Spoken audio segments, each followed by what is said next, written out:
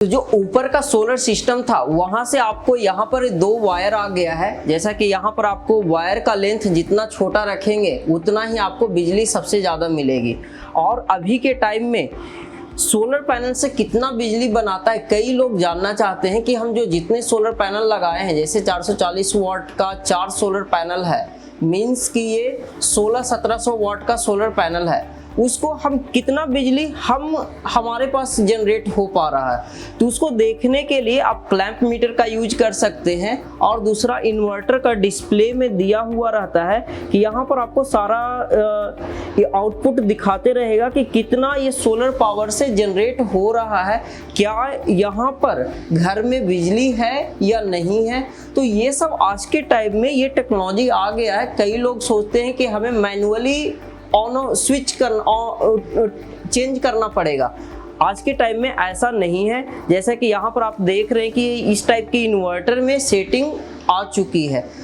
ये normal inverter से आपको दिख रहा होगा कि 2 बैटरी और 1 इन्वर्टर, घरों में सभी के घरों में 2 बैटरी और 1 इन्वर्टर होता है, लेकिन उनके इन्वर्टर बैटरी के लिए वो सोलर लगाते हैं तो उनके एडिशनल कुछ कंपोनेंट लगाना पड़ जाता है, सोलर चार्ज कंट्रोलर। लेकिन यहाँ पर ऐसा नहीं है, क्योंकि यह जो इन्वर्टर है वह सोलर इन्वर्टर है।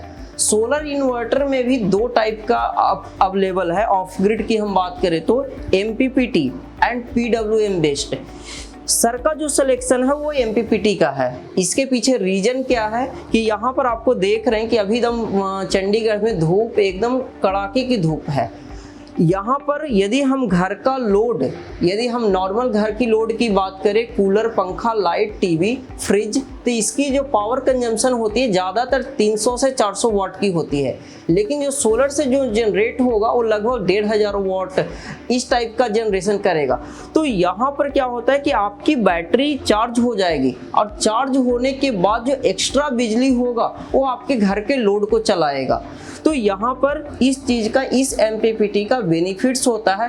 एक्चुअली ये होती है कॉस्टली, और नॉर्मल इन्वर्टर से कॉस्टली होता है, लेकिन आप जब कैलकुलेट करेंगे तो आपको बिजली का बिल कि साथ के साथ सेविंग भी होता है, साथ के साथ आपकी बैटरी चार्ज होती है, और इसके साथ आप अपने घर में जितने भी अप्लायंसेस है, यहाँ के घर की हम बात करें तो AC, मोटर, पंखा, लाइट, फ्रिज और आयरन प्रेस, इन सभी यहाँ पर इस पावर बैकअप सॉल्यूशन पर चल रहा है। मींस ये इन्वर्टर बैटरी पर चल रहा है। अब यहाँ पर इन्वर्टर बैटरी में एक लिमिटेशन है। लिमिटेशन भी आपको जानना बहुत जरूरी है। जितने भी इन्वर्टर होता है उसका इफिशियंसी होता है। जैसे कि इस इन्वर्टर की बात करें तो 70 से 80% की इफिशियंसी पर काम करता है, कि जितना इसकी कैपेसिटी होगा उसका 70 से 80% लोड डाल सकते हैं। यदि वाट में बताएं तो लगभग 1600 से 1800 वाट का यदि आप लोड डालते हैं तो ये इन्वर्टर पर चलते रहेगा। यदि उसके ऊपर जाएगा तो ओवरलोड होके ये इन्वर्टर बंद हो जाएगा।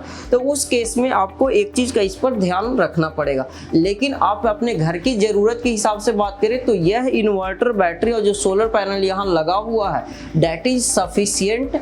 और यदि आप अप्लायंसेस बढ़ा रहे हैं तो आज के दिन में इन्वर्टर जितने भी आते हैं वो 48 वोल्ट में आता है, जिस पर आपका हैवी अप्लायंसेस भी चल जाएगा, जिसकी रेटिंग जो होती है 14 एम्पियर तक की होती है। तो उसके लिए आज के टाइम में कई लोग सोचते हैं कि हमें वो बैटरी 4 बैटरी हम ना लगाए, हम 2 ही बैटरी लगाए। तो जो ऐसे अप्लायंसेस जो ढूंढ रहे हैं वह अभी के टाइम में 48 वोल्ट में इन्वर्टर और बैटरी जो आप वेबसाइट पर आप देखेंगे 5 किलोवाट आवर में है। तो आपको एक बार आपको बजट के बारे में सोचकर आप उस प्रोडक्ट का सिलेक्शन कर सकते हैं, क्योंकि वो 48 वोल्ट में है। और जो आइडियल मतलब लार्ज होम हो गए या कमर्शियल एप्लीकेशन हो गया वहाँ के लिए, लेकिन रेसिडेंशियल होम के लिए ये सॉल्यूशन बेस्ट है। आप इतना लगा के आप सोलर की जो भी आपकी चैलेंजेज है, करंट प्रॉब्लम है, पावर कट या लो वोल्टेज या हाई इलेक्ट्रिसिटी बिल, उन सभी से ये छुटकारा पाया जा सकता है।